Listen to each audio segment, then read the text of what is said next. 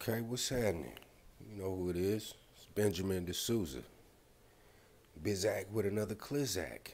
And I think it was yesterday, I was sitting up here listening to a Jessica X live stream, and she was reacting to this particular white dude calling in to this particular brother's show. And he had some choice words for the brothers, and she was reacting to it. But I would like to dispel some of the things that he said because, like I said in Jessica X's chat, there was some truth in what he said. But every great lie, every great propaganda, because what he was kicking was propaganda, but every great propagandist always sprinkles in a little bit of the truth, you know? And the first thing that he kicked, which has been thoroughly debunked, is this whole notion if you build it, they will come. If you build it, they will submit. That's bullshit. That's bullshit. We've all, I believe SWP, excuse me, my sinus is kind of messing with me right now, but SWP just did a reaction video where this black female admitted that she avoids brothers who have their shit together, or brothers who are above their level. It literally came out of her mouth. And you know, SWP been toiling in the vineyard, going head up with these females, extracting certain statements from them, similar to that. I believe this one sister has said, "Well, if I come across a man who's doing better than me, I gotta reevaluate myself." Come on now, that's not the shit he was trying to kick. You know, he was trying to kick. Well, you know, if a black woman comes across, essentially what he was saying was, a black woman comes across a black man who has his shit together, she'll just fall in line. Or, you know, you fuck her brains out, you give her some good dick, and then, you know, you just step up to the plate, and then there you go. You got your good submissive housewife there, buddy. Oh, really? It's that easy, huh? It's that easy. Oh, okay. All right.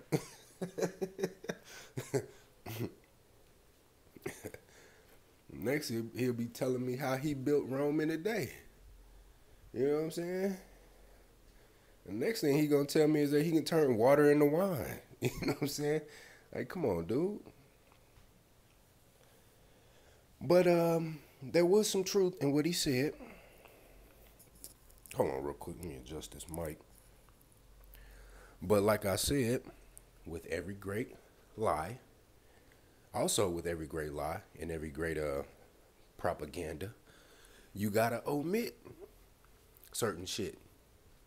You know, and that being that the white dude said that black dudes they want something for nothing. You know, you so and so's want something for nothing. You just want submissive bitches. You want to fuck bitches and hang with your niggers. You know, but you don't want to take on any of the men responsibilities. Okay. That is true to a certain extent. There is a segment, a population of black men who do in fact conduct themselves in that manner. Being here in the military, I will confess there are a lot of brothers who all they're concerned with is just running through a bunch of bitches. Barracks bunnies, they just want to run through the barracks and hit everything moving. And they really don't want to do shit. You know what I mean? So I get you.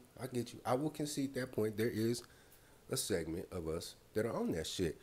However, black men are more married than black women. Explain that. There are more black men married than black women. And black women outnumber us. It's like 1 million more black women than there are black men. How is that even possible? If we don't want to step up and play the patriarchal role, or at least take on patriarchal responsibilities or husband responsibilities, then how is it that we are numerically less than black women as far as population is concerned, but as far as marriage is concerned, we're more married than them? Make that make sense. And also what he left out was that a lot of these B-dubs, bruh, want something for nothing. What do you think this whole finesse culture is about? It's like I spoke on this before. I was the first to point this out, matter of fact, also, about the finesse culture. You can go through my catalog and see I have a video a few years back speaking about and breaking down the finesse culture. But come on now, you can go on TikTok and see that shit. What's that one line? You wanna, and these are the lyrics, word for word. You want me to show you how to pimp a nigga, make you think you love him, take his money, then you dip on niggas. Dip on niggas. You feel me? Like, come on now.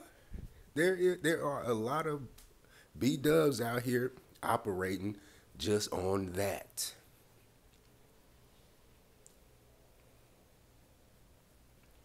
And furthermore,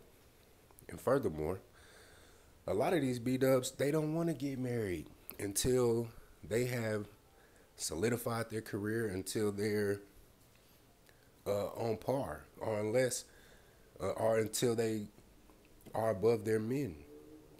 You'll be hard pressed to, be 18, 19-year-old black gentleman, and you go to college and you meet your college sweetheart, and then right after college, you guys you guys get married. You guys start your careers, and then you go into your late 20s and late 30s.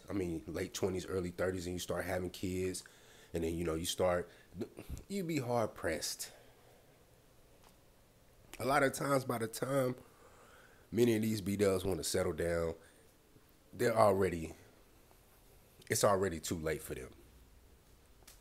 A lot of times, by the time they want to settle down, they're in their late 20s, early 30s, mid 30s, got one, maybe two kids by one or maybe two baby daddies with debt, emotional problems, and all that other shit.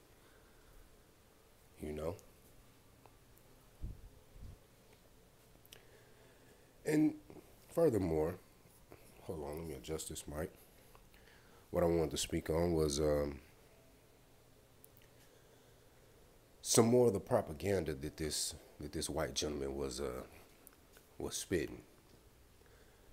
Now, I just want to make brothers abreast that this is what he's kicking is indeed propaganda. It's the same line. The shit that he's kicking, his OG, his skinhead OG or whatever group he's affiliated with, his OG recruited him by saying this same line of shit. You know what I'm saying? So now he's getting on the airwaves and spewing this same sort of propaganda and painting his peoples and his quote unquote alleged culture out to be superior. And what he's leaving out, because like I said, with every lie and propaganda, you gotta omit some shit, is that the playing field is slanted.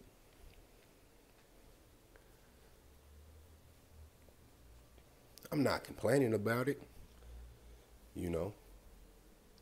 but let's just be honest. The playing field is slanted. We're not playing on the same field, man.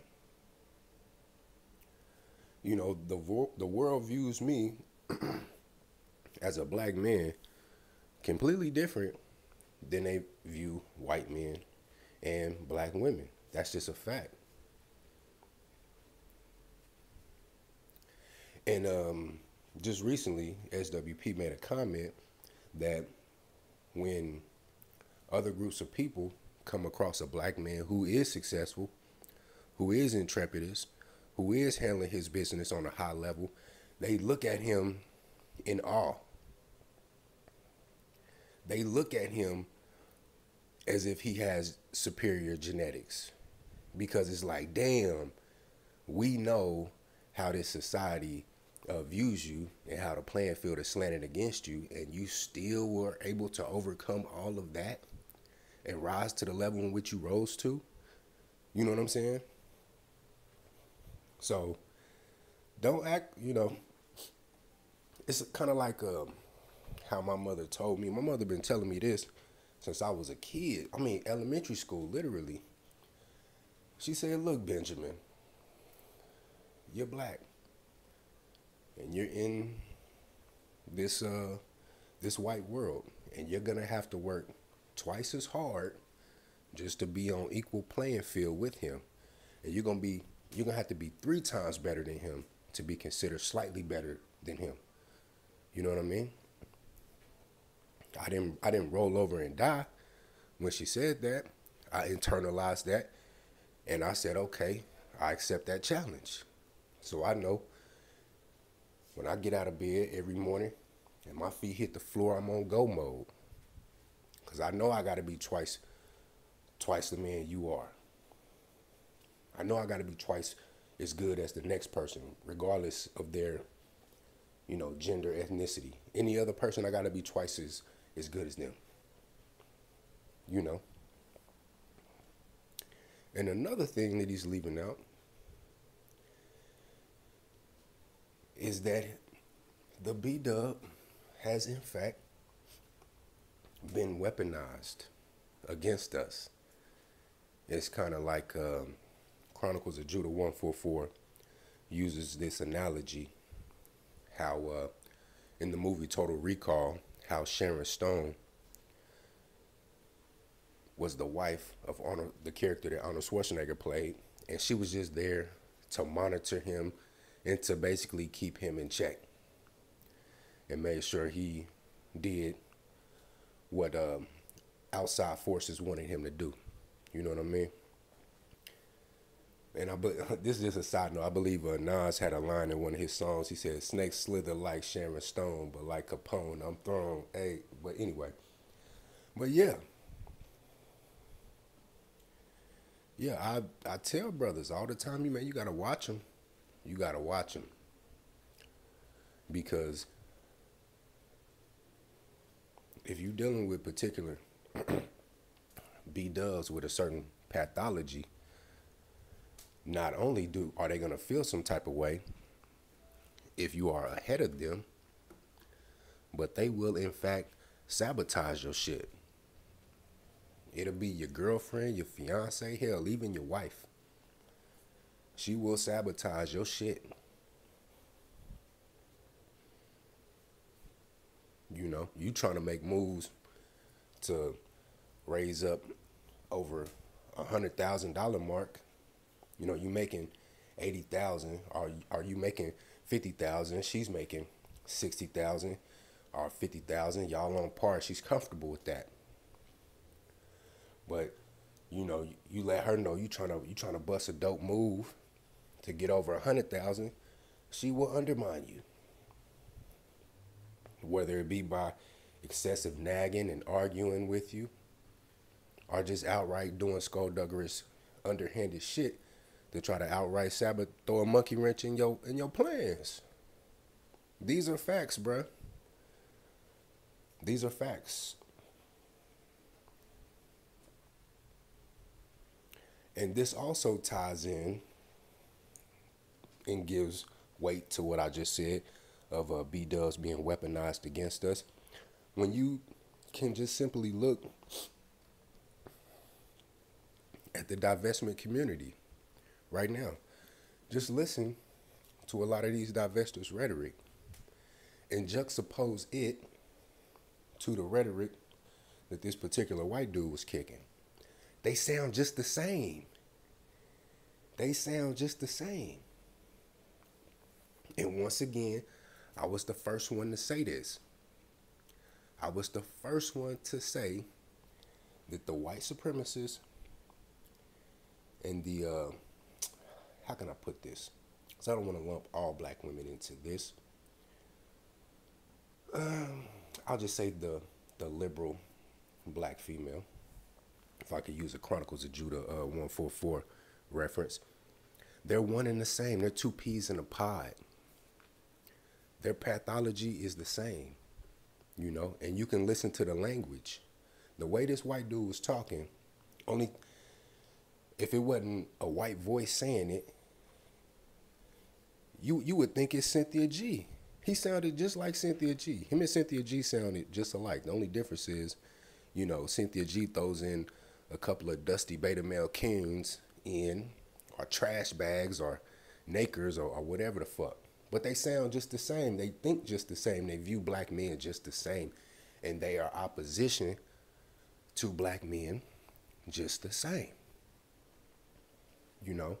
So this whole divestiture movement flies right in the face of what this white gentleman was trying to say about these black, that we're solely the problem as to why we can't find a black consort and form strong families. No, there are existential circumstances that play into that, my guy, that you're leaving out, you know?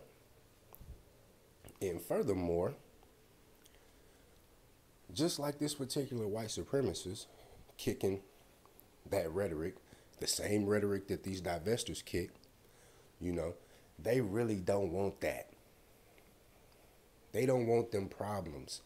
All that shit that they hitting us with, all them sticks they hitting us with, you guys aren't building. You guys aren't building strong. You guys aren't building economically. You guys don't control any industry. You guys aren't building strong families. Neither one of those demographics want us to do that. But they love to hit us with that stick. Because let's just be honest.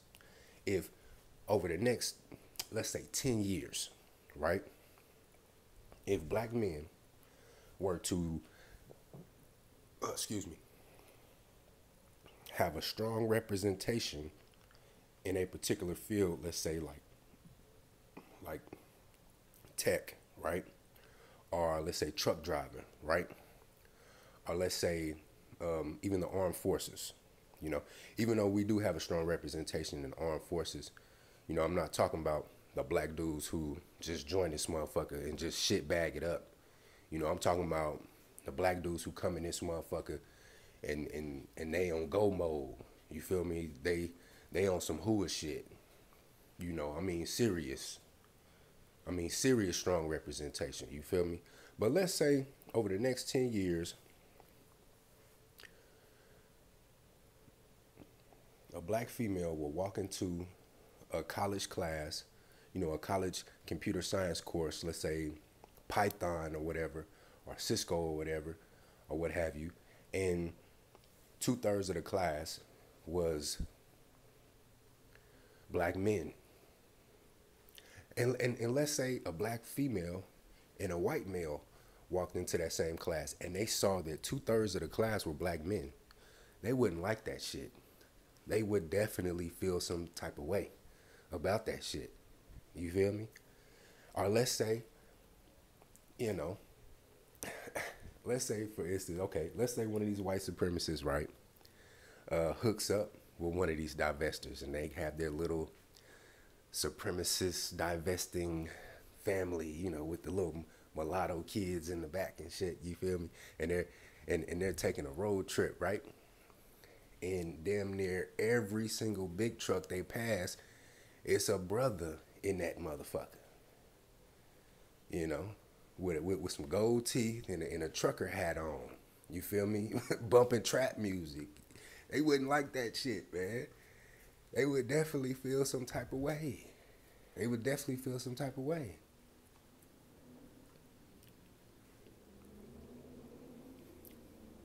Or, let's say, they move on a block, and let's say it's 5 white families, 5 white households, right? Or in their case, be a mixed household, and 5 black households, where the black man, everybody on the block, all the men are handling business, right? They definitely, the white supremacists and the B-Dub would definitely feel some type of way about those 5 black households where the brothers were handling their business, building strong families. They would definitely feel some type of way. So, like I said before, the propaganda he's spitting, he's trying to make it seem like it's a meritocracy, and the reason why you're in this bad a state is because of genetics, because we have superior genetics, you see. Yeah. Yeah, we're just superior, we're just smarter. Just check the bell curve and, IQ test and all the other shit. When he knows that it's not a meritocracy. So brothers, just be abreast of this type of mindset, because, and I've experienced this in the military, some of these white boys, they will try to have a conversation with you, and they will kick these same talking points. Now granted, they'll sanitize their language to be more malleable for the workplace, you feel me? But they still got these thoughts swimming in their head. They still got these thoughts swimming in their head, and they will run that shit by you to see where you at, And then what you need to be mindful of is that when you identify these particular gentlemen, to really watch yourself and to cover your ass if you are intrepidous and you're ambitious, because they'll kick that a meritocracy. This shit is all merit based, but then if you're in the Army and you start trying to volunteer for missions and volunteer for deployments and sign up for schools and what have you within the Army to really get your ERB and to really build your resume, they will do little shit to undermine you. They will. I'm gonna go ahead and say this real quick.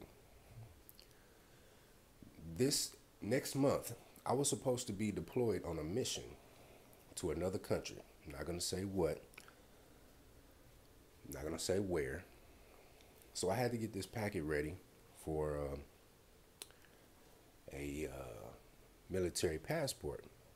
Did everything that I was told to do. Had my packet ready. Gave it to this particular gentleman, white gentleman, who has this particular mindset. This faux meritocracy shit, but really he's a low-key supremacist. Then all of a sudden, my packet gets lost. Now it's past the deadline for me to get this military passport and go on this mission, and I had to get taken off of this mission. And I volunteered for this mission. I wanted to do this mission, And what do you know? They get the hounding, our higher ups get the hounding me about the packet, and I said, hey, I gave it to such and such. Now they get the hounding him about the packet. Now all of a sudden I go back to the company, I go in the office, and guess what I find? Laying around in the office, my packet information. It wasn't in a folder anymore, it was just my information right there. My passport picture, birth certificate, just laying there. Now all of a sudden it just pops up out of nowhere. But now it's too late. I've been essentially sabotaged. Now I can't go on this mission. So it's not always merit based. And I want you brothers to cover your ass. Because now going forward, I know how I gotta move and how I gotta operate. But that's just a personal situation, personal example. But yeah, man, I'm gonna see about pinning Jessica X's stream on this in the first pinned comment below. But yeah, man, it's thick gizzle, bruh. Thick gizzle. You know, a lot of these jokers, man, in this space, they want to take some of my thoughts, some of my talking points, and they don't want to give me credit. You know, they come through my channel, they come through, they soak up, they soak up this thick game, and they run back to their channel and remix it, you know, put their little seasoned salt on it. But you know, this where you get that straight drop. You feel me? This that uncut, that straight drop. But yeah, get up on that.